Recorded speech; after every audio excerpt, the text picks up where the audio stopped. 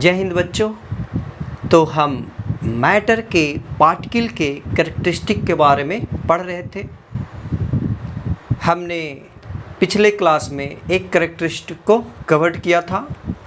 इस लेक्चर में हम दूसरा कैरेक्टरिस्टिक को पढ़ेंगे। तो दूसरा जो हमारा कैरेक्टरिस्टिक्स हैं वो ये है कि particles of matter have a space between them। Matter के पार्टिकल के बीच में स्पेस होता है, मतलब दो पार्टिकल मैटर का एकदम से क्लोज नहीं होते, उसके बीच में एक गैप होता है। ये हमारा दूसरा कैरेक्टरिस्टिक बता रहा है। तो जैसे आप वाटर लीजिए तो वाटर का पार्टिकल्स होंगे, है ना, क्योंकि मैटर पार्टिकल से बने हुए होते हैं। ये छोटे छोटे, हालांकि पार्टिकल्स हमारा विजिबल नहीं होते हैं, लेकिन अगर हम विजिबल नहीं बनाएंगे तो आप समझेंगे नहीं। तो ये हमारा पार्टिकल्स ऑफ वाटर है, वाटर का पार्टिकल्स है। और देख रहे हैं कि किसी भी दो पार्टिकल के बीच में एक गैप है, एक स्पेस है। तो ऐसा सारे मैटर के पार्टिकल के बीच में होते हैं। हाँ, आपको ये मैटर है, इसका पार्टिकल्स होंगे, इसके बीच स्पेस है, लेकिन आपको दिख नहीं रहा कि इसके बीच स्पेस है। क्यों? क्योंकि आप पार्टिकल को ही नहीं देख पा रहे हैं। तो इसके बीच जो स्पेस है वो आपके नेकेड आई से नहीं देख सकता। इसको हाई लेवल के माइक्रोस्कोप से देखेंगे तो पता चलेगा, ठीक है, कि पार्टिकल के बीच में स्पेस होता है। इसे हम कुछ एक्टिविटी से भी समझ सकते हैं, जैसे हमने पहले भी वो एक्टिविटीज़ कर रखा है। आप ये वाटर में शुगर या साल्ट या पोटेशियम परमैंगनेट या आप कोई इंक इसमें डालें तो क्या होता है। यहाँ पे आप शुगर ले सकते हैं, साल्ट ले सकते हैं, साल्ट हो गया, पोटेशियम परमैंगनेट हो गया, कोई कलर हो गया।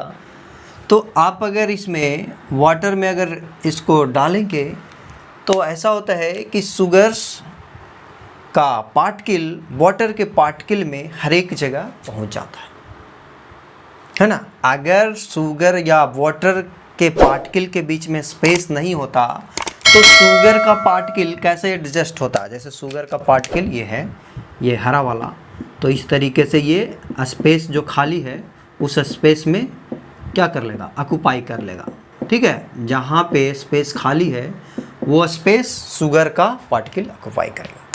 या साल्ट रहेगा तो साल्ट का पार्टिकल ऑक्यूपाई करेगा। सपोज करें कि अगर दो वाटर पार्टिकल के बीच स्पेस नहीं होता, सभी एकदम फुल्ली पैक्ड होते हैं, तो शुगर के पार्टिकल के लिए कोई जगह नहीं होता, है ना। तो इसका पार्टिकल इसमें क्या होते हैं, डिजॉल्व नहीं होते, हम कह सकते थे। डिजॉल्व होने का मतलब यही हुआ कि जो स्पेस हमारा पार्टिकल के बीच है वो स्पेस को ऑक्यूपाई करना।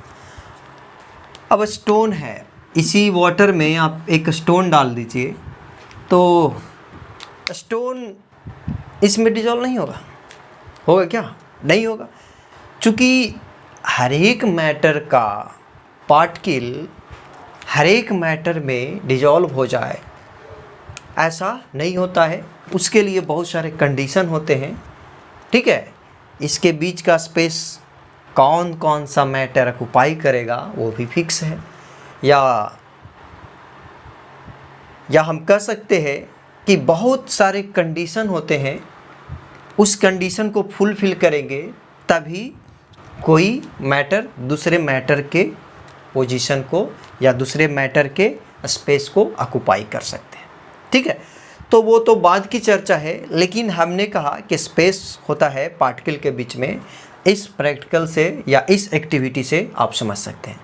अगर सपोज करें कि स्पेस नहीं होता तो शुगर का जो हमने अमाउंट डाला या शुगर डाला, वो क्या होता कि नीचे जा कर करके कुछ ऐसे बैठ जाता बॉटम पे, जैसे स्टोन बैठता है ना, उसी तरीके से। तो फिर इसका लेवल भी बढ़ता। आप कोई कंकड़ डालेंगे, कौवा वाला कहानी सुने होंगे ना कि पानी में कंकड़ डालता है, उसका लेवल बढ़ के ऊपर आ गया था। तो यहाँ पे आप चीनी डाल करके इसका लेवल बढ़ा सकते, क्या नहीं बढ़ेगा। चीनी डालिएगा तो क्या होगा, इसके स्पेस को ये ऑक्यूपाई करेगा, इसके बीच जो पार्टिकल के बीच स्पेस है उसको ऑक्यूपाई करेगा। या सॉल्ट डालिएगा तो लेवल नहीं बढ़ेगा। क्यों? क्योंकि ये अलग से स्पेस नहीं लिया। मैटर का जो वाटर का जो पार्टिकल है उसी के बीच का जो स्पेस है उसको ये ऑक्यूपाई किया। ओके, तो इस एक्टिविटी से आप समझ सकते हैं कि पार्टिकल्स के बीच में स्पेस होता है। बहुत सारे और ऐसा एक्टिविटीज़ है, पोटेशियम परमैंगनेट डालते होंगे, है ना, या आप कोई कलर्स डालेंगे। बहुत सारे ऐसा एक्टिविटीज़ है जिससे आपको पता चलेगा कि मैटर के पार्टिकल के बीच स्पेस होता है। तो ये हमारा सेकंड कैरेक्टरिस्टिक था। इस लेक्चर के लिए इतना ही। बाकी के अगला कैरेक्टरिस्टिक्स नेक्स्ट लेक्चर में हम कवर करेंगे। धन्यवाद।